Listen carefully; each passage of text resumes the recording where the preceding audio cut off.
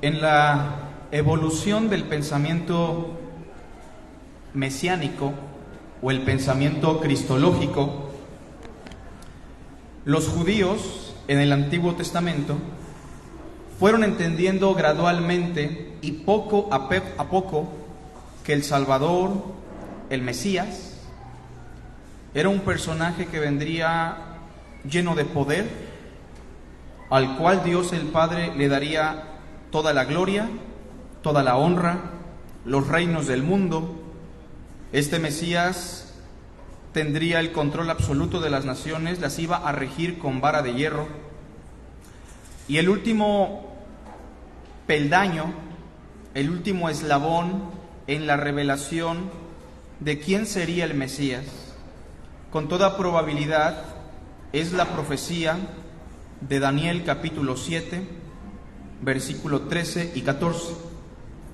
Una porción que voy a tratar de explicar para introducirnos a nuestra reflexión. Al Mesías o a nuestro Salvador, desde el inicio de los tiempos, se le dio a conocer al pueblo de Dios gradualmente. Primero lo conocieron como la simiente de la mujer, Génesis 3:15. Después como la simiente de Abraham, Génesis capítulo 12. Con el tiempo incluso le llamaron Silo, de la tribu de Judá, el que ha de venir. Les quedó muy en claro que este personaje, el que habría de venir, sería del linaje de David, hijo de Dios. Pero el profeta Daniel empezó a desarrollar un nuevo concepto del Mesías, que lo coloca en la posición del rey exaltado que todos ellos esperaban, de ese ser humano que los libraría del yugo de los caldeos, de los medopersa, de los griegos, de los romanos. Y el capítulo 7 de Daniel, versículo 13, nos dice lo siguiente: miraba yo en la visión de la noche, y he aquí con las nubes del cielo venía uno como un hijo de hombre, que vino hasta el anciano de días, y le hicieron acercarse delante de él. En la visión del profeta Daniel, el anciano de días es el símbolo de Dios el Padre, ese ser lleno de sabiduría, de poder, de gloria. Y en este pasaje se nos dice que en la visión el profeta Daniel miró a uno como hijo de hombre. Ese es el término que se empezó a desarrollar en el tiempo de Daniel, el Hijo del Hombre. Para los judíos, en tiempos de Cristo, el Hijo del Hombre sin duda alguna era aquel al cual Dios el Padre le daría todo el poder, toda la gloria, toda la majestad. Y en el verso 14 dice: y le fue dado dominio, gloria y reino, para que todos los pueblos, naciones y lenguas le sirvieran. Su dominio es dominio eterno que nunca pasará, y su reino uno que no será destruido. Así que la cosmovisión judía sobre este pasaje y sobre el concepto el Hijo del Hombre estaba muy marcada en las cuestiones del poderío y la exaltación del Mesías. Precisamente en Marcos capítulo 8, Jesús hizo una pregunta en el verso 27. ¿Quién dicen los hombres que soy yo? Y la gente tenía una opinión variada. Sin embargo, Pedro confesó en nombre de todos: tú eres el Cristo. Lo interesante de esto es que en el verso 31, Jesús comenzó por primera vez en el Evangelio de Marcos a enseñarles que le era necesario, ¿a quién? Al Hijo del Hombre, a ese Rey exaltado, a ese Rey poderoso al cual Dios el Padre le había dado toda la gloria, toda la honra, toda la majestad. Bien, pues ese Hijo del Hombre, dirá Jesús, tendrá necesariamente que padecer mucho y ser desechado por los ancianos, los principales sacerdotes y por los escribas y ser muerto, y resucitar después de 3 días. Sin duda alguna, para los apóstoles no hay cabida de esta declaración. ¿Cómo puedes conjugar, por una parte, que eres el Hijo del Hombre, al cual Dios le ha dado todo el poder y toda la majestad, y por otra parte lo traslapas con aspectos de padecimiento, dolor, muerte, desprecio? Así que Pedro, ustedes recordarán, en el versículo 32, lo tomó aparte a Jesús y le quiso aconsejar, dándole una alternativa a lo que él había dicho, una alternativa a la voluntad de Dios. Pero claro, Pedro no está consciente de que Jesús es el Hijo del Hombre exaltado, pero también humillado. Y por eso Jesús le dirá: apártate de delante de mí, Satanás, porque no pones la mira en las cosas de Dios, sino en las de los hombres. Enseguida Jesús, en el verso 38, les dijo: porque el que se avergonzare de mí y de mis palabras, como tú, Pedro, lo estabas haciendo, cuando yo dije que era necesario morir y resucitar. Bueno, si a alguien tiene esa actitud predispuesta por la cual se avergüenza de mí y de mis palabras en esta generación adúltera y pecadora, el Hijo del Hombre, el Rey exaltado, se avergonzará también de él cuando venga en la gloria de su Padre con los santos ángeles. También les dijo: de cierto os digo que hay algunos de los que están aquí que no gustarán la muerte hasta que hayan visto el reino de Dios venido con poder. Una declaración muy extraña, porque Jesús está diciendo: algunos de los que están escuchando esto no van a gustar la muerte hasta que vean con sus propios ojos el reino de Dios venido con poder. 6 días después, dice el verso 2, Jesús tomó a Pedro, a Jacobo y a Juan, y los llevó aparte solos a un monte alto, y se transfiguró delante de ellos. Y sus vestidos se volvieron resplandecientes, muy blancos como la nieve, tanto que ningún lavador en la tierra los puede hacer tan blancos. Y les apareció Elías con Moisés, que hablaban con Jesús. Entonces Pedro dijo a Jesús: Maestro, bueno es para nosotros que estemos aquí, y hagamos 3 enramadas, una para ti, otra para Moisés y otra para Elías. Porque no sabía lo que hablaba, pues estaban espantados. Todos juntos. Entonces vino una nube que les hizo sombra, y desde la nube una voz que decía: este es mi Hijo amado, a él oíd. Pedro y los apóstoles tenían una confesión correcta, pero no tenían la madurez suficiente para entender quién era verdaderamente Jesús de Nazaret. Pero el Padre les quiere dejar muy en claro algo: este es mi Hijo amado, a él óiganlo, a él oíd. Y se los dice en el contexto de una experiencia extraordinaria, donde sabemos que la experiencia es verdadera, porque Jesús, muy a propósito, se llevó a 3 testigos: Pedro, Juan y Jacobo. Y ustedes saben que según la ley, el testimonio de 2 o 3 testigos es verdad. La pregunta que vamos a responder en esta tarde, a manera de reflexión, es la siguiente: ¿por qué deberíamos oír a Jesús? Tal vez la respuesta parece sencilla, pero vamos a tratar de preguntarnos: ¿por qué debemos oír a Jesús? Ante tantas corrientes ideológicas, filosóficas, ante los mismos obstáculos que existen en nuestro corazón, ¿por qué deberíamos oír a Jesús? Si usted es cristiano, debería tener una respuesta correcta para esta pregunta.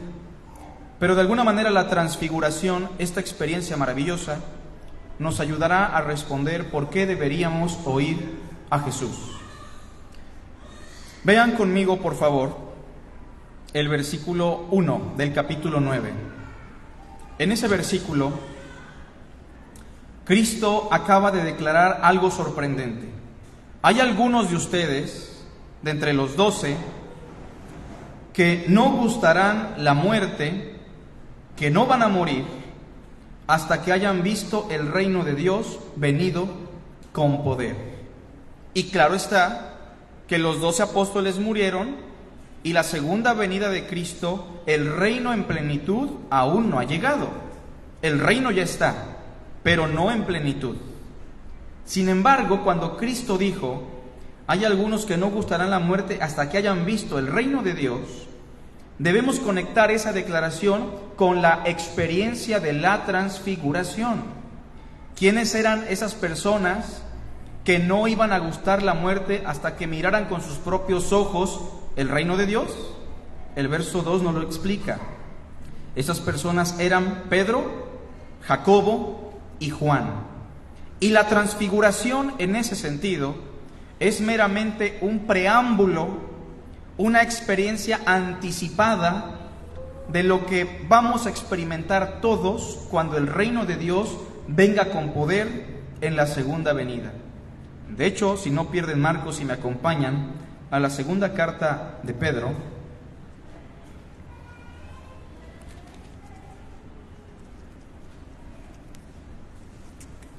capítulo 1, el apóstol Pedro da garantía de que la experiencia de la transfiguración era precisamente un anticipo de lo que será la segunda venida de Cristo y el siglo en la resurrección de los muertos. Capítulo 1 de la segunda carta de Pedro, versículo 16. Pedro dice: porque no os hemos dado a conocer el poder y la venida de nuestro Señor Jesucristo, siguiendo fábulas artificiosas. Lo que les decimos sobre la segunda venida no lo decimos porque estamos siguiendo cuentos encantadores, bonitos, no, sino porque nosotros vimos con nuestros propios ojos su majestad. La majestad que todos veremos cuando Cristo venga por segunda vez, dice Pedro. Nosotros tres, Pedro, Juan y Jacobo, ya la vimos en la experiencia de la transfiguración. Tuvimos un anticipo momentáneo de lo que sería el reino de Dios venido con poder en la segunda venida y en la resurrección de los muertos. Verso 17. Pues cuando Él recibió de Dios Padre honra y gloria, le fue enviada desde la magnífica gloria una voz que decía: este es mi Hijo amado, en el cual tengo complacencia. Y nosotros, Pedro, Juan y Jacobo, oímos esta voz enviada del cielo, cuando estábamos con Él en el monte santo, en el monte de la transfiguración. ¿Por qué deberíamos escuchar a Jesús?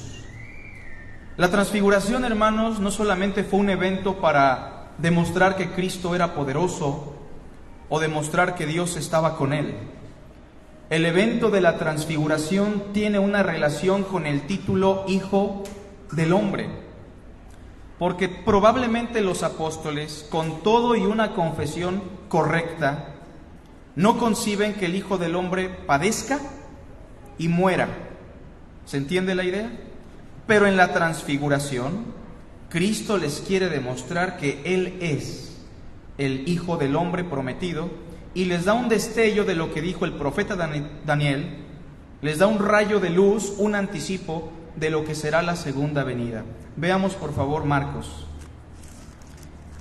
capítulo 9, verso 2. 6 días después, Jesús tomó a Pedro, a Jacobo y a Juan, y los llevó aparte solos a un monte alto, y se transfiguró, metamorfosis, cambió su forma. delante de ellos, y sus vestidos se volvieron resplandecientes, muy blancos como la nieve. Probablemente esta blancura o esta descripción es la relación que tiene con Dios el Padre, que era un anciano de días con los cabellos blancos y su rostro blanco y resplandeciente más que el sol. Y de alguna manera lo que Cristo está manifestando en el verso 3 probablemente es el reflejo de Dios el Padre en Dios el Hijo. Sus vestidos se volvieron resplandecientes, muy blancos como la nieve, tanto que ningún lavador en la tierra los puede hacer tan blancos. Cristo está demostrando con esta experiencia que Él es el Hijo del Hombre. ¿Por qué deberíamos oír a Jesús? Número 1, porque Jesús ha demostrado ser el Hijo del Hombre. Jesús no solo dijo ser el Hijo del Hombre. En la transfiguración, Jesús demostró que Él era el Hijo del Hombre. Sí, aquel Rey exaltado del que habla Daniel capítulo 7. Ese Rey al cual Dios le ha dado toda potestad. Ese Rey que regirá con vara de hierro a todas las naciones. Él es el Hijo del Hombre y lo ha demostrado. Veamos dos incisos meramente para amplificar el conocimiento. Inciso A. La transfiguración es una muestra anticipada de lo dicho por Daniel. Y no vamos a ir a la cita porque al inicio del sermón hemos leído el pasaje. Pero la transfiguración, reitero, es una muestra anticipada de lo dicho por Daniel. Claro, lo que describe Daniel pasó en la resurrección y llega a su plenitud cuando Cristo venga por segunda vez en las nubes con los santos ángeles. Pero en la transfiguración Cristo ha demostrado que Él es el Hijo del Hombre, el Rey exaltado. La transfiguración funge como un anticipo de la segunda venida. No hay nada secreto. Cuando el Hijo del Hombre venga en su gloria y todos sus santos ángeles con Él, todo ojo le verá exaltado y glorificado. Y usted debería escuchar a Jesús, deberíamos escuchar sus palabras, porque Él es el hombre, el Dios hecho carne, al cual Dios designó y señaló para que lo escuchemos. Sus palabras son las palabras de Dios. Cuando Jesús dijo, el que rechaza mis palabras no me rechaza a mí, sino al que me envió, Él estaba diciendo, mis palabras no son mías, el Padre me las ha dado. Así que deberíamos escucharlo, porque Él es el Hijo del Hombre, el Rey es exaltado y Dios le ha dado a Él toda la potestad. De hecho, en eso se basa Jesús, para que prediquemos su palabra. Toda potestad me ha sido dada en los cielos y en la tierra. Por tanto, vayan, prediquen sin vergüenza, sin temor, porque yo soy el Hijo del Hombre a quien Dios el Padre le ha dado toda la potestad.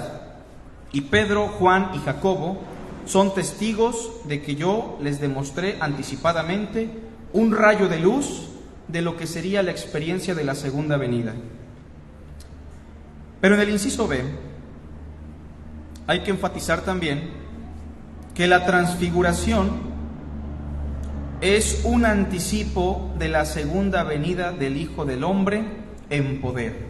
El capítulo 9, verso 1 lo deja muy en claro. Algunos de los que están aquí no gustarán la muerte hasta que hayan visto el reino de Dios venido con poder. A ver, hermanos, primero dejemos algo en claro. ¿Ya llegó el reino de Dios o no? Sí, ya llegó. Y el reino de Dios llegó con el Mesías. El tiempo se ha cumplido, el reino de Dios está accesible para todos. Ha llegado, está cerca de cada uno de vosotros. Pero la pregunta es, ¿el reino de Dios ya llegó en poder y en plenitud? Aún no. Porque el reino de Dios, recuerden, es como una semilla de mostaza. Y la semilla de mostaza tiene una cualidad, que es la más pequeña e insignificante de todas las semillas, pero ya está ahí. Y el reino de Dios es como esa semillita que está en crecimiento, está en desarrollo, pero llegará el momento en el cual el reino será como un árbol gigante, plenamente realizado.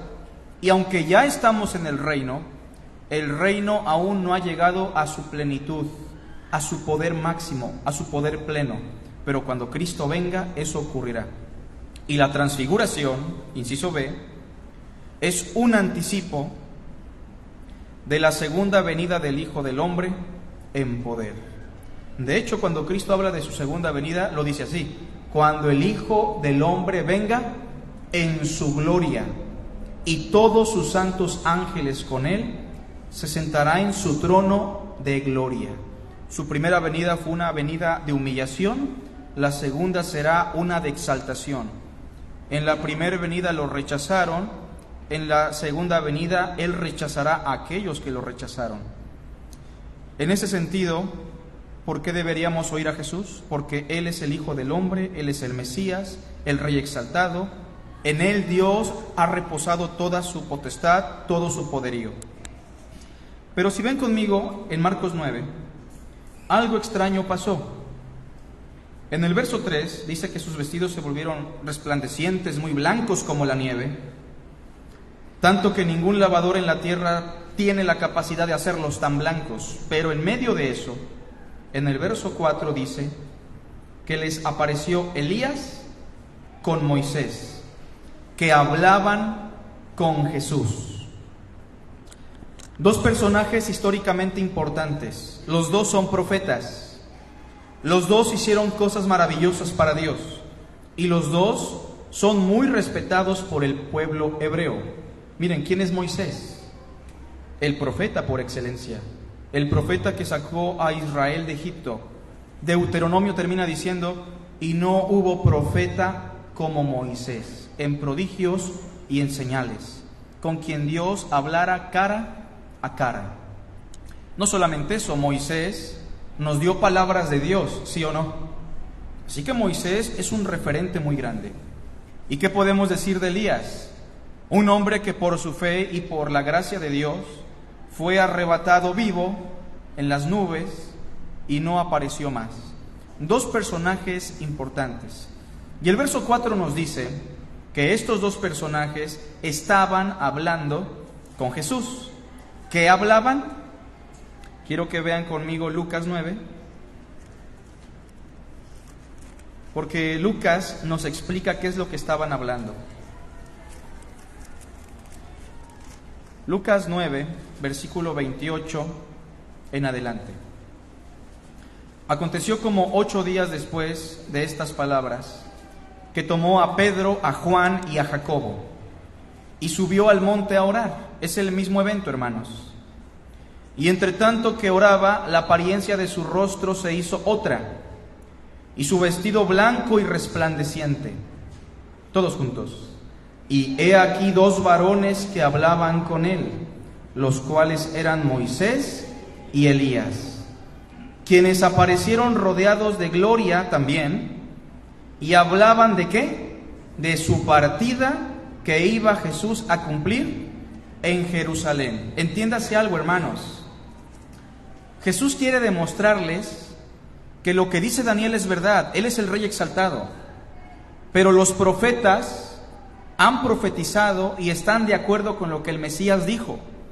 Que el Mesías diga que Él va a padecer en Jerusalén por los ancianos y por los principales sacerdotes no es algo descabellado. Y para muestra, Dios permite que Moisés y Elías, juntamente con el Mesías, tengan una charla en donde ellos también están platicando de lo que le va a acontecer en Jerusalén. De manera que con esto Cristo está despejando las dudas de que Él esté en desacuerdo con los profetas, ¿entiende? De que lo que Él acaba de declarar de sus padecimientos está en contra de lo que dijo Moisés o en contra de lo que dijeron los profetas, porque tanto Moisés como Elías están en armonía con Él. Y están enfatizando que su misión es importante. En eso versa su charla. ¿Por qué deberíamos oír a Jesús? Número 2. Lo deberíamos escuchar, lo deberíamos oír, porque sus palabras son congruentes con la ley y los profetas. La gente muchas veces piensa que lo que Jesús enseñó es una contradicción a la ley y a los profetas. Los judíos, de hecho, lo asesinaron pensando que él vino a contradecir al profeta Moisés, o que él vino a desechar las Escrituras. Claro, ellos esperaban un Mesías exaltado, a un rey exaltado, nada más, porque fijaron la lupa en los pasajes que solamente hablaban de la exaltación, como cuando nosotros solamente queremos escuchar lo que nos gusta o nos conviene. Pero ¿qué hay de lo que dice el Salmo 22, Isaías 53, el Salmo 110? ¿Qué hay de lo que dice la ley de Moisés a través de las sombras y tipos de los sacrificios? Así que debemos escuchar a Jesús, porque sus palabras son congruentes con Moisés y los profetas. Moisés no está en desacuerdo con el Mesías. Elías y los profetas no están en desacuerdo con lo que ha dicho el Mesías. Y por eso nosotros debemos entender que sus palabras son las palabras de Dios, son las palabras del Antiguo Testamento. Vean conmigo, por favor, algunos pasajes. Mateo capítulo 5.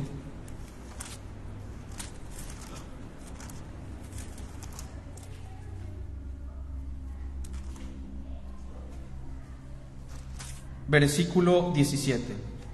Mateo 5, 17. ¿Lo tenemos?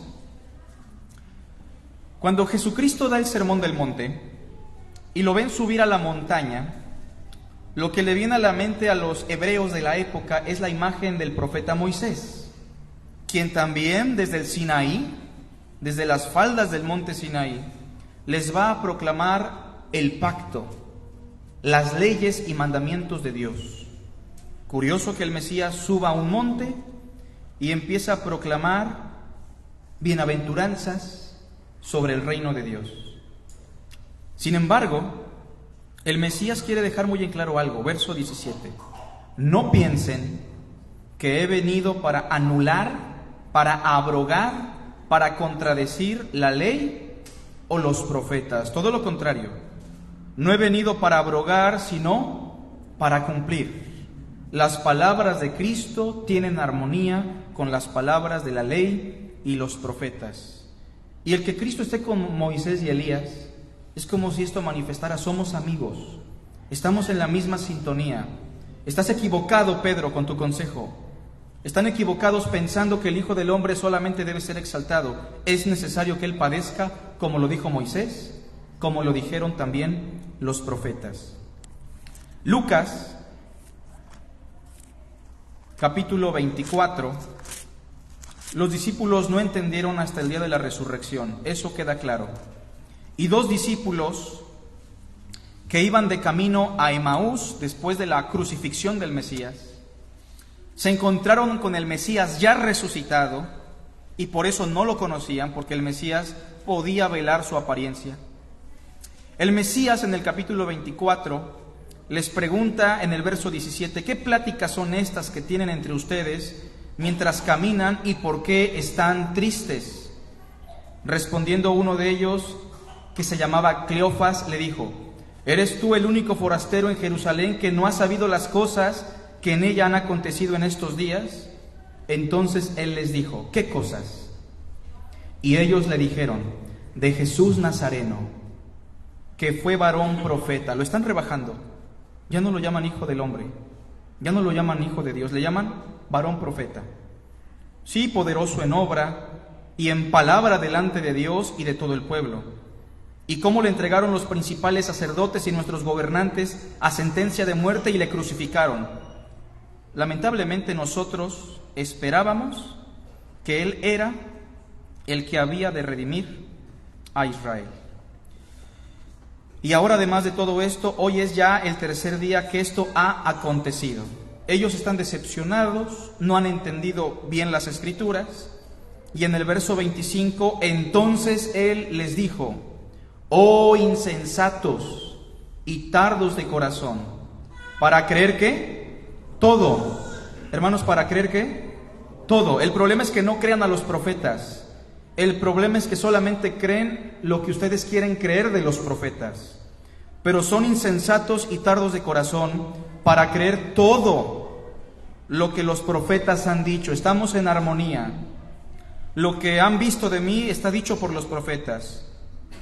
¿No era necesario que el Cristo padeciera estas cosas y que entrara en su gloria? Y comenzando ¿desde quién? Desde Moisés, y siguiendo por todos los profetas, les declaraba en todas las Escrituras lo que de él decían.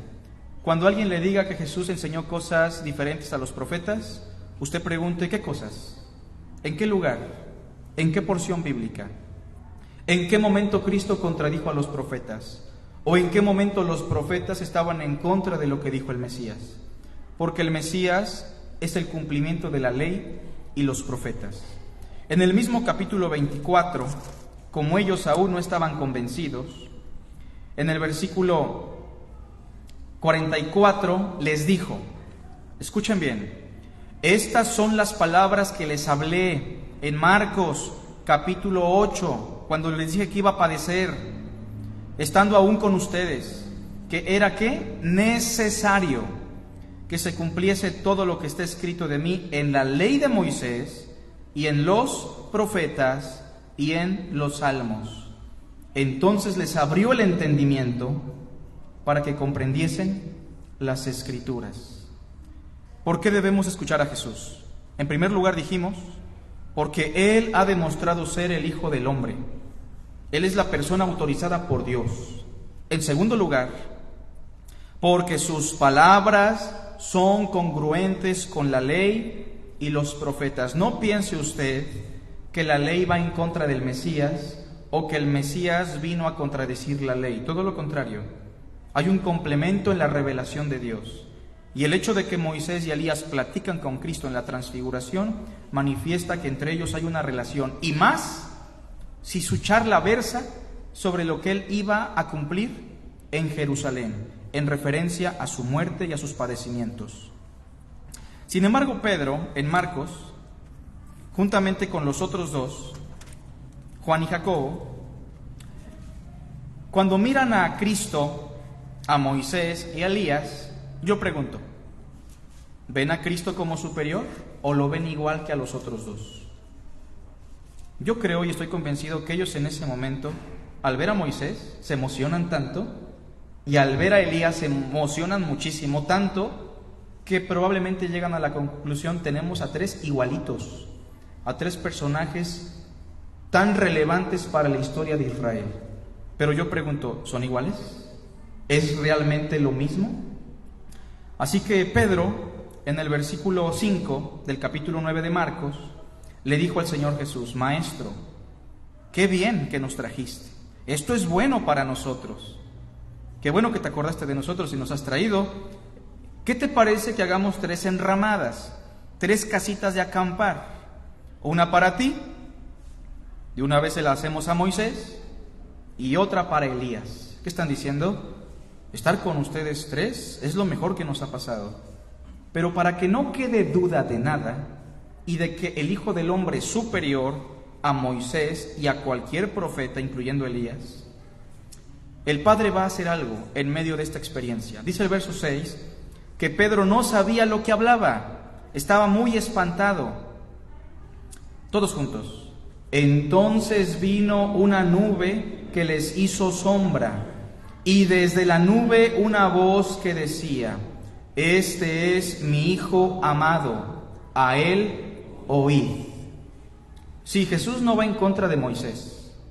Sí, Jesús no va en contra de Elías, pero las palabras de Jesús son superiores por mucho a las palabras de Moisés y a las palabras de Elías. Quiero poner un ejemplo aquí. No es que las palabras de Cristo contradigan lo que dijo Moisés o lo que dijeron los profetas, pero sus palabras son una revelación mayor, tienen una mayor profundidad. Es un caudal de gracia que supera por creces a lo que dijo la ley y los profetas. Oísteis que fue dicho, no matarás. Y eso fue todo lo que escuchaste. Sin embargo, yo os digo que cualquiera que se enoja contra su hermano ha cometido homicidio. ¿Contradijo a Moisés? No, para nada. Pero absorbe por completo lo que dijo Moisés. Lo que dijo Moisés está implícito en sus palabras. Pero las palabras de Cristo van más allá, son más profundas. a lo que dijo Moisés y a lo que dijeron los profetas. Quiero que veamos algunos pasajes, por favor. Número 3. ¿Por qué debemos escuchar a Jesús? Terminamos con este punto. Porque Él, y debemos estar de acuerdo, hermanos, Él es superior a Moisés y a los profetas. ¿Estamos de acuerdo con eso? No podemos comparar a nuestro Señor con Moisés. No podemos comparar a nuestro Maestro con Elías o con los profetas. De hecho, esa fue la confusión que tenían en el contexto. ¿Quiénes dicen los hombres que soy yo? Algunos dicen que eres Juan el Bautista, que ha resucitado. Otros dicen que eres Elías o alguno de los profetas. Pero para que quede claro que no es igual, que el Mesías es diferente, Dios el Padre ha dicho: este es mi Hijo amado, a Él óiganlo, a Él escúchenlo. Primero veamos, por favor, Hebreos 1:1. Hebreos precisamente es un documento que habla de la superioridad del Mesías. Y nos dice lo siguiente: Dios, habiendo hablado muchas veces y de muchas maneras, ¿cuándo? En otro tiempo, a los padres por medio de los profetas.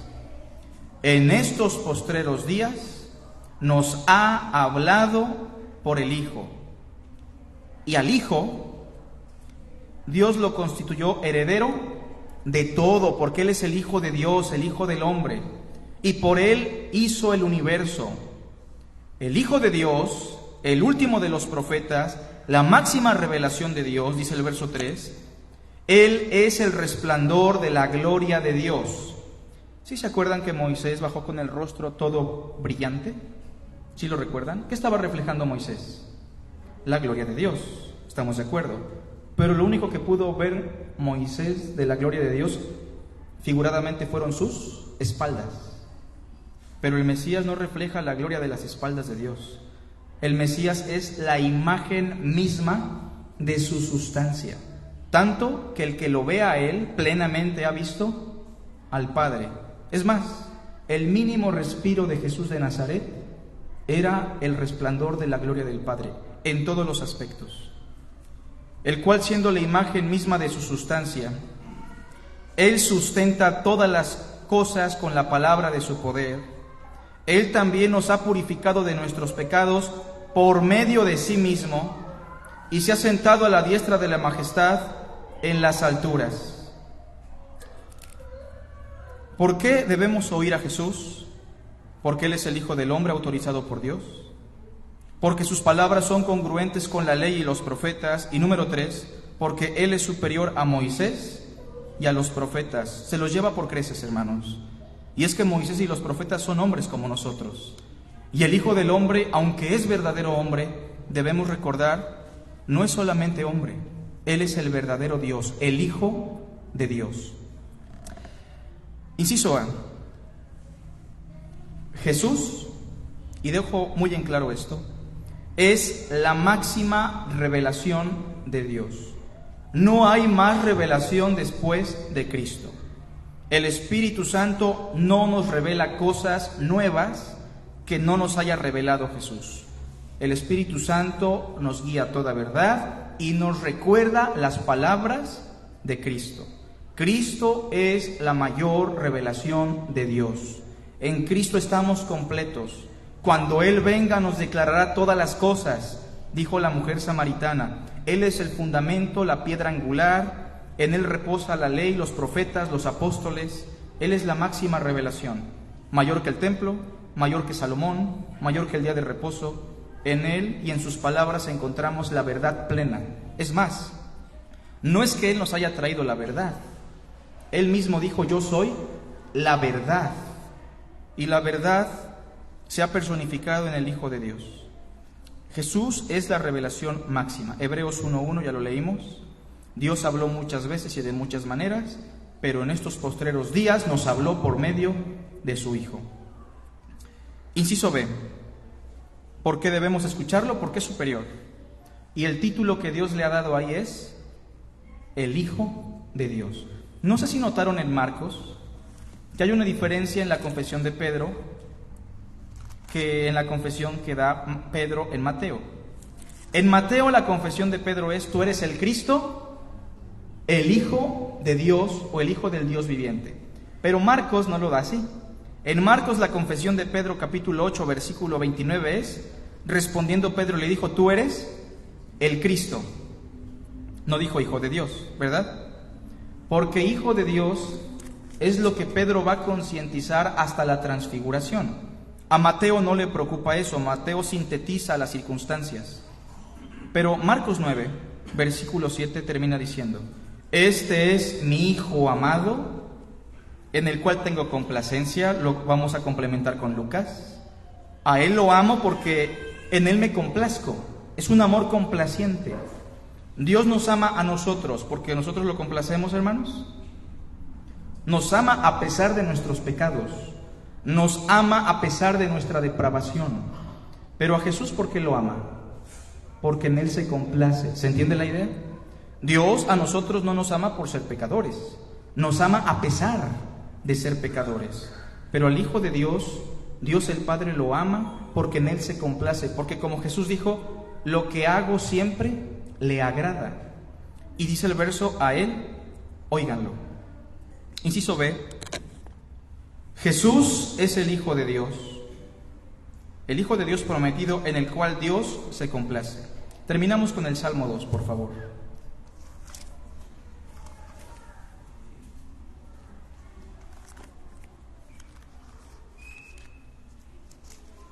El Salmo 2 es la primera porción en la Biblia en donde se profetiza que el Mesías sería Hijo de Dios. Hijo de Dios está implicando, por una parte, igual a Dios, de la misma naturaleza que Dios, engendrado eternamente por Dios, eternamente compartiendo la misma genética, la misma sustancia.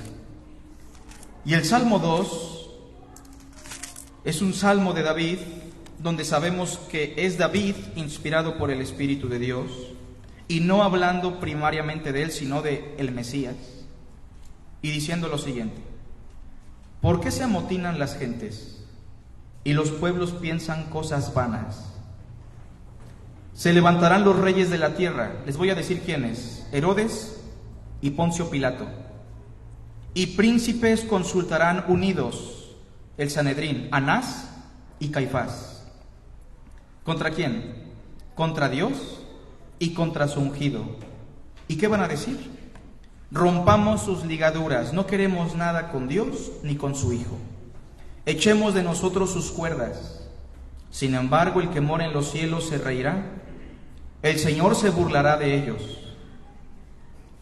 Luego hablará a ellos en su furor y los turbará con su ira. Pero yo he puesto mi rey sobre Sión, mi santo monte. Todos juntos. Yo publicaré el decreto. El Señor me ha dicho: mi hijo eres tú, yo te engendré hoy. No dice yo te creé o yo te he creado.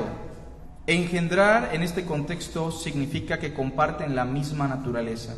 Mi padre, Juan Carlos, no es mi creador. ¿Él me engendró o no? Así es. Porque él y yo compartimos la misma naturaleza, la misma genética, la misma sangre.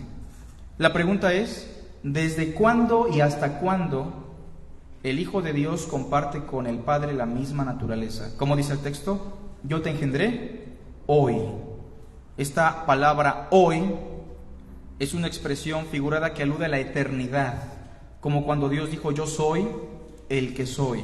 Eternamente el Hijo comparte la misma naturaleza, la misma esencia con el Padre. Verso 8, y tiene relación con Daniel. Pídeme y te daré por herencia a las naciones, y como posesión tuya los confines de la tierra. Los quebrantarás con vara de hierro, como vasija de alfarero los desmenuzarás. Ahora pues, oh reyes, sed prudentes, admitid amonestación, jueces de la tierra. Servid al Señor con temor y alegraos con temblor. Todos juntos. Honrad al Hijo para que no se enoje y perezcáis en el camino, pues inflama de pronto su ira. Bienaventurados todos los que en Él confían. ¿Por qué debería escuchar a Jesús? Porque es el Hijo de Dios. Y el texto dice: honren al Hijo para que el Padre no se enoje y ustedes perezcan en el camino. Se inflama de pronto su ira. Más bienaventurados todos los que en Él confían. Bienaventurados los que escuchan la palabra de Dios, dijo Jesús. Bienaventurados los que escuchan mis palabras y las hacen, porque muchos reyes y profetas quisieron ver lo que ustedes ven y oír lo que ustedes escuchan, pero hay muchos que serán postreros al ser primeros y muchos primeros que serán postreros. ¿Qué valor tienen para usted las palabras de Jesús? Jesús mismo ha dicho: el que cree en el Hijo tiene vida eterna, pero el que rehúsa creer en el Hijo no verá la vida, sino que la ira de Dios está sobre él. Porque cualquiera que oyere estas palabras, dijo el Mesías, y las hiciere, le compararé a un hombre prudente, un hombre sensato, que edificó su casa sobre una roca. Y vinieron lluvias, vientos, tempestades, y la casa no cayó, porque estaba fundada sobre la roca, las palabras del Mesías.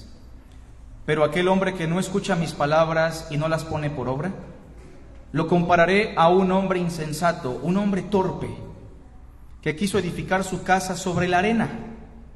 Y cuando vinieron las lluvias, los vientos, la tempestad, esa casa cayó y fue grande su ruina. El que se avergonzare de mis palabras, dijo Jesús, en esta generación adúltera y perversa, también el Hijo del Hombre, el Rey exaltado, se avergonzará de él cuando él venga en toda su gloria, juntamente con todos sus ángeles y de manera universal. Dijo Jesús a los judíos que habían creído en él: si ustedes permanecen en mis palabras, serán verdaderamente mis discípulos y conocerán la verdad, y la verdad les hará libres. Los cielos y la tierra pasarán, pero mis palabras no pasarán. Jesús no solamente predicó la palabra, Él es la palabra, Él es el Logos de Dios. ¿Qué valor le da usted a las palabras de Cristo? Y si alguien nos visita por primera vez, queremos dejarle un mensaje de amor después de todo este sermón. Que las palabras de Dios son palabras de vida, son palabras de salvación. Jesús y los apóstoles han dicho que el testimonio de Dios es que Dios nos ha dado vida eterna. Y esa vida solamente se encuentra en su Hijo. El que cree en el Hijo tiene vida eterna. El que no cree en el Hijo no tiene vida eterna. Hoy le invitamos a que usted pueda recibir al Mesías por medio de la fe, que usted pueda creer a sus palabras. Hagamos una oración. Te agradecemos, Padre, por tu hermosa palabra y gracias por darnos razones suficientes para poder escuchar a tu Hijo, nuestro Salvador, nuestro Rey de Reyes, el Dios encarnado, nuestro profeta, Jesús de Nazaret. Padre, gracias porque en Él tenemos plenitud, porque en Él estamos completos. Te rogamos que tu Santo Espíritu nos cambie, nos transforme. Todo te lo pedimos, Señor, en Cristo Jesús. Amén.